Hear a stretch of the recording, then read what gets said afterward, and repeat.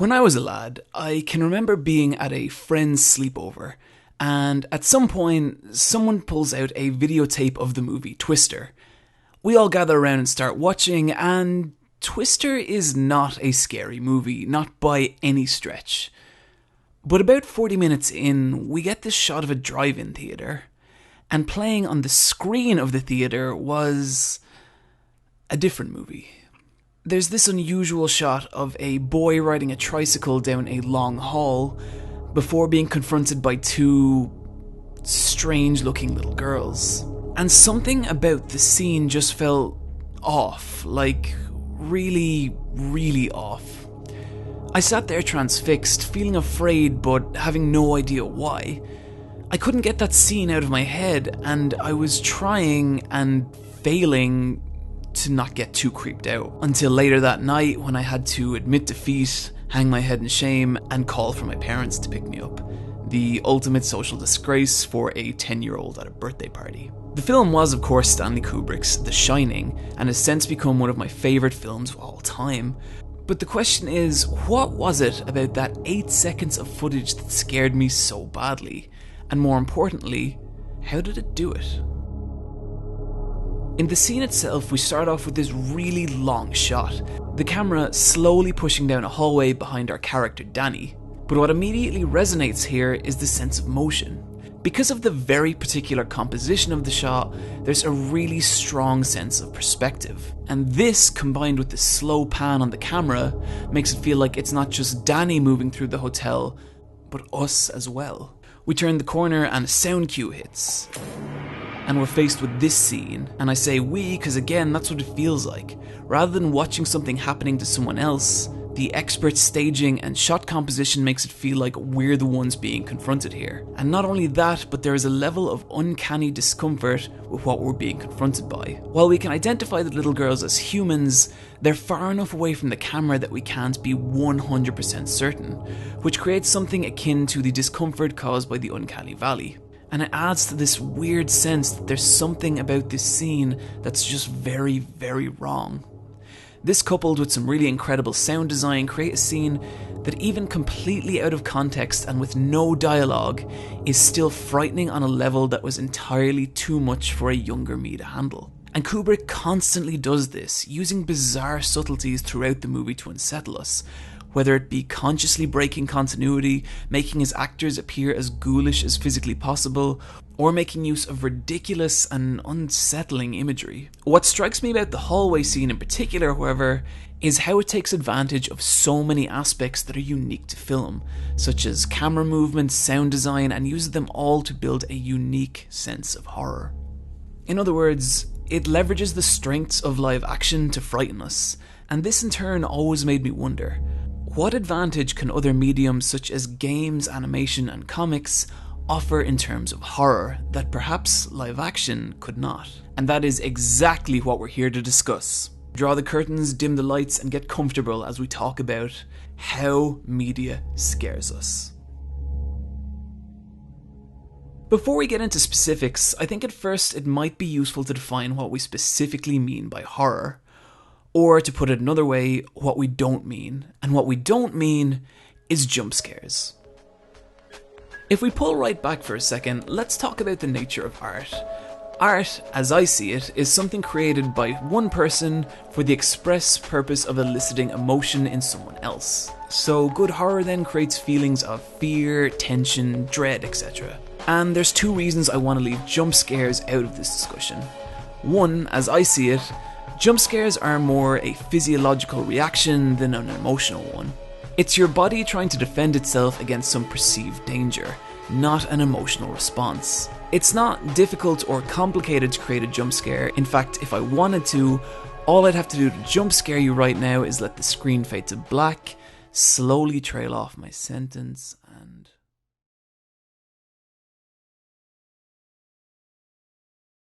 Like, I'm not going to, but I could have. Second, I think when a lot of people, especially those not familiar with horror, think of horror is the standard setup, misdirection, jump scare. and recent cinema has done nothing but reinforce that notion, which really sucks because this is only one particular aspect in creating horror, and relying solely on this discounts so much of what makes the genre worthwhile. Now, that's not to say jump scares can't be a lot of fun, or that they're not true horror. I actually really enjoyed the clever and even subtle jump scares of the first Insidious movie, but again, it's not what we're referring to. What we are referring to is horror that seeps into your subconscious and stays there for years to come. The kind of horror that cannot be achieved through momentary startles, that needs to be built up through atmosphere, strong imagery and pacing. Case in point, the hallway scene from The Shining we discussed. But there's many other examples of great horror movies that rely on fear and dread as opposed to momentary scares. And inevitably, these seem to be the one that end up getting discussed years and years after their initial release.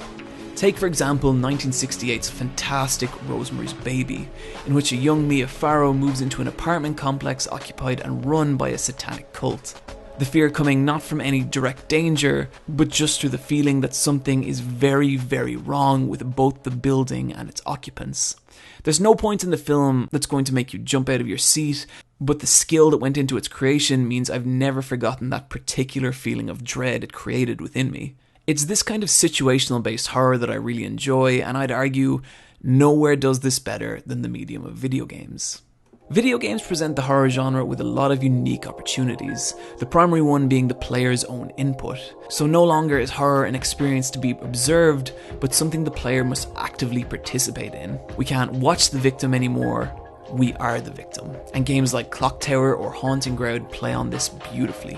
If you want to see a near perfect marriage between horror and game design though, then you should seek out the indie horror game Witch's House.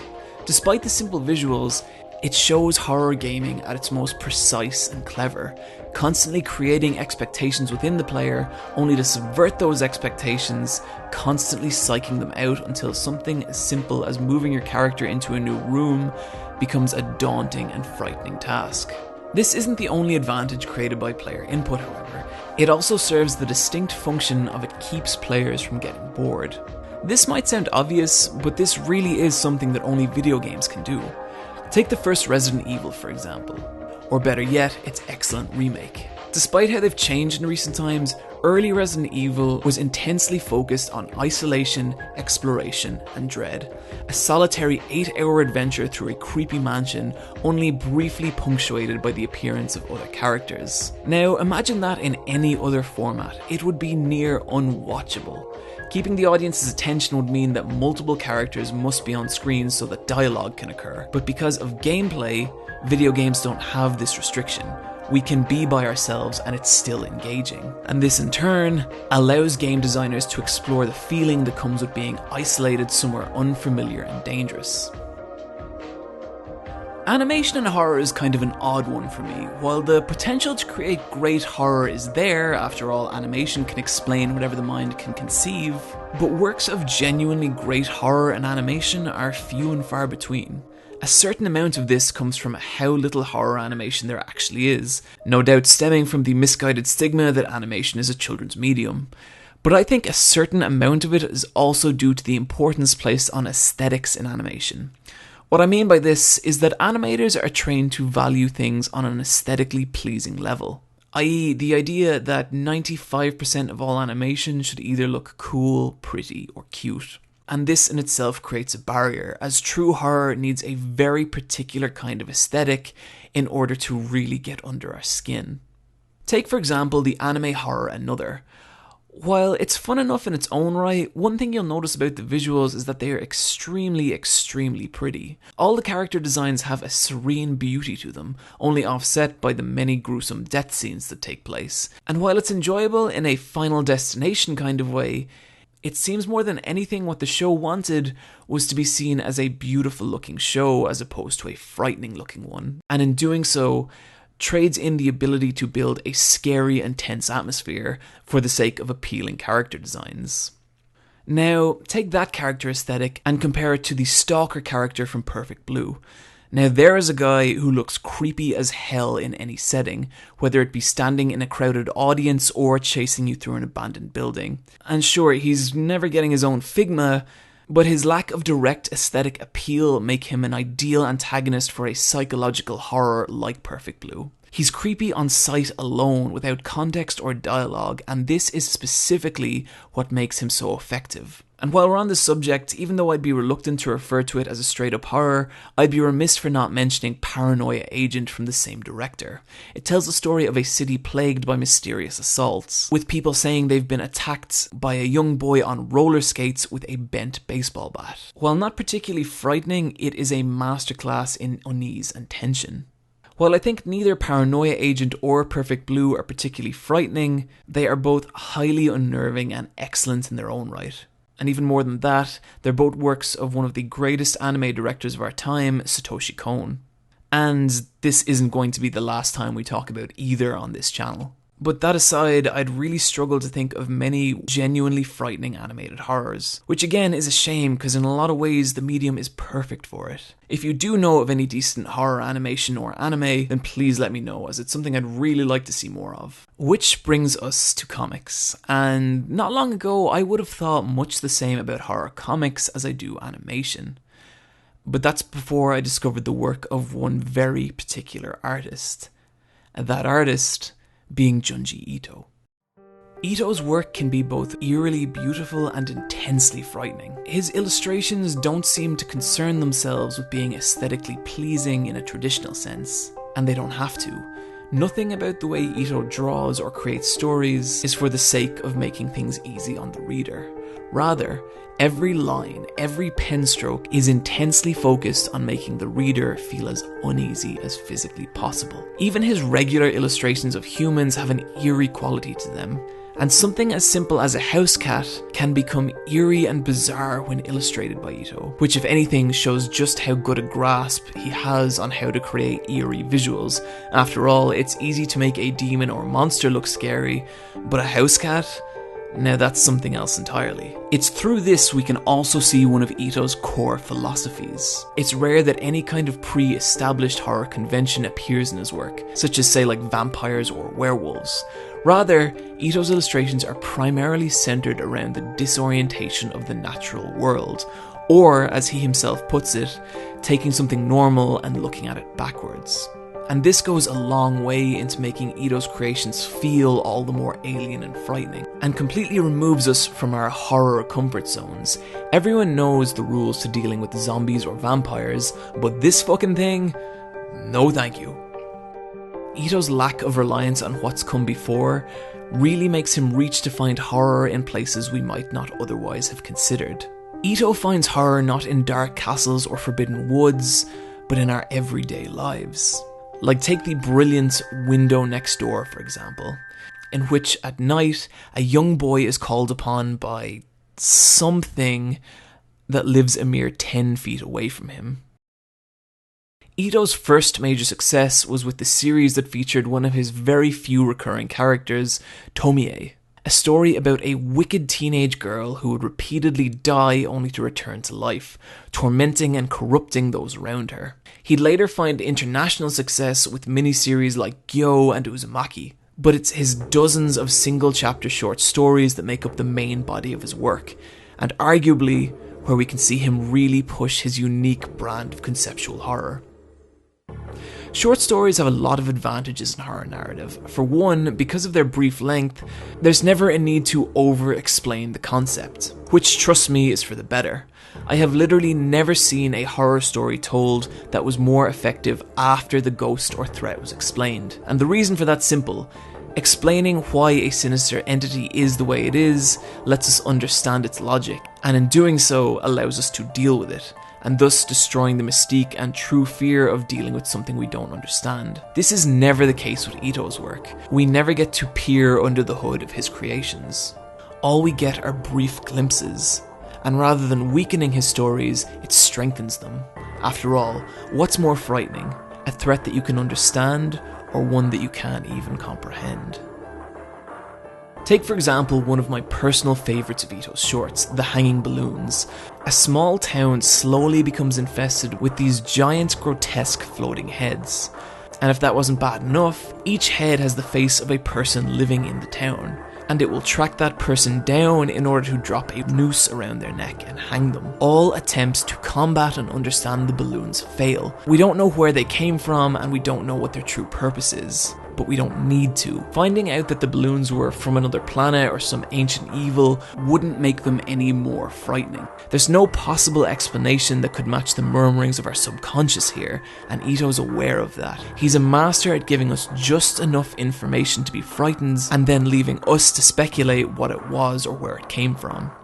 In a regular narrative, this could be frustrating, but what Ito's going for here isn't a regular narrative.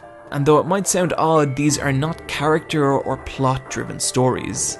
But it's in discarding these elements that allow him to so thoroughly focus on horror. And to do this, he's developed his own unique narrative structure. A regular narrative arc looks like this. This is essentially the emotional flow to a basic story. But with Ito, his stories look more like this. And what he really nails, what makes him better than 99% of other horror writers, is his command of this spike right here. This sudden jolt of fear at the end of every story. And what he uses to communicate it is a technique nearly entirely unique to comics. That of the page turn. When we turn the page of a comic, new information is instantly communicated to us. And a good comic artist will use this to his advantage, either meeting our expectations or subverting them. This works entirely differently from the page turn of a written novel, which is without visuals, or the cut of a movie, because it's the reader who controls when it happens. And into that space created by control, a good horror writer can inject fear and unease, which of course Ito does masterfully. Right when something really bad is about to happen, he always gives us this little panel right at the bottom of the page of our character reacting to something unseen. And then it's up to us to turn the page and, oh Christ, what the shit is that?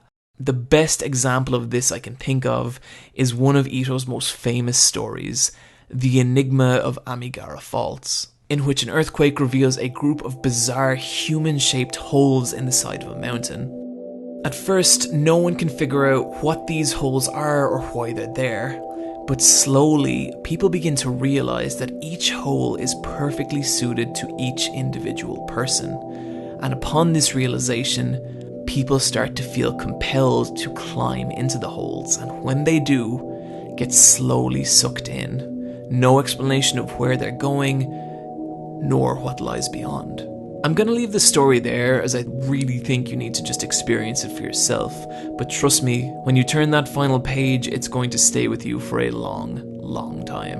And incidentally, if that sounds familiar at all, it's because it was referenced in Season 1 of Steven Universe in the kindergarten episode, Steven Universe being once again on point with its references. We cannot discuss, however, the work of Ito without bringing up his magnum opus, the 3-volume horror masterpiece, Uzumaki. In it, a small town becomes haunted, not by ghosts, werewolves, or zombies, but by the concept of a spiral. And no, not the good kind of spiral. Seriously, that's the threat here. An abstract idea of a geometric shape. And it's horrifying. Much in the same way I think it's impressive that he can make everyday objects unsettling, I think the same is true with a premise. There's nothing frightening about a spiral in the same way there is a ghost or serial killer, and yet still, Ito manages to weave a tale of unbridled corruption and horror. This becomes apparent as soon as chapter 1, in which one of the protagonist's fathers becomes obsessed with the idea of a spiral. At first, in a relatively unobtrusive way, he begins collecting things with spiral patterns on them and spends a lot of time examining them. But before long, he begins to exhibit behaviour that's entirely unhinged, contorting his body and even life into a spiral shape. And it ends with one of the best page turns Ito's ever done. This is just chapter 1, however, and what's fascinating about this story is how it escalates. At first in very small ways, whereas the father becomes obsessed with spirals, the mother develops a violent phobia of them, which becomes a problem when you remember that spirals are part of our physical makeup. Not gonna say any more on that, but yeah, it's bad. As things continue to advance though, one of Ito's biggest influences becomes apparent, and that is the work of 19th century horror author H.P. Lovecraft. Lovecraft is the proprietor of what is generally known as cosmic horror, tales of ancient extraterrestrial beings so massive and advanced that to even behold them is to accept how truly insignificant man is and suffer madness because of it. Lovecraft always plays on this idea of horror through perception, that there's truths out there, mere concepts that are so overwhelming and dangerous to our human psyche that the mere discovery of them would destroy how we view reality, and thus us ourselves, which is exactly the threat presented in Uzumaki. Eventually, the entire town begins to twist and distort under the influence of the spiral, and what starts as a man way too into spirals grows into a story of cosmic horror and raises the frightening idea of what is it that lies just beyond our perception. One aspect that I think is especially noteworthy about Uzumaki is that it's an idea that could only really have become realised through comics. While Uzumaki has been adapted into film, its initial conception couldn't really have happened through any media other than comics. You couldn't pitch Uzumaki to a film or animation studio without the manga's prior success. It's just too out there a premise. And this is the final advantages that comics hold over other horror mediums. That they're relatively inexpensive to make and can potentially be done by a single person. This not only allows comics to be highly authorial in nature, but allows strange and bizarre ideas to breed and take hold.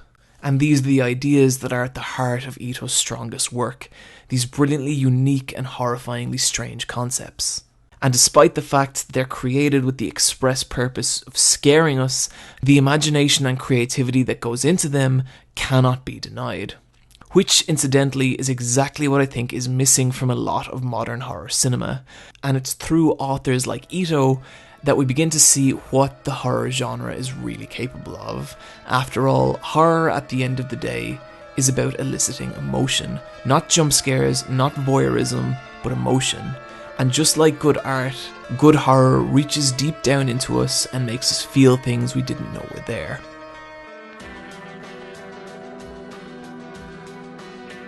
Friends, that's going to do it for this video. Thanks for joining me today. A huge shout out to my buddy Rebecca who did the opening artwork for this episode, whose Tumblr is great and you should totally check out, especially if you're into JoJo's. And Tumblr user What Would the Community Think for letting me use their amazing Junji Ito glitch art. I'll be back soon with another video, but in the meantime, why not come hang out with me on Twitter at iPatchWolf, or come listen to me in the Bosscast talk about crippling Destiny addictions, the Dead Rising re-release, or Love Live Sunshine. Friends, take care of yourselves, and I'll see you next time.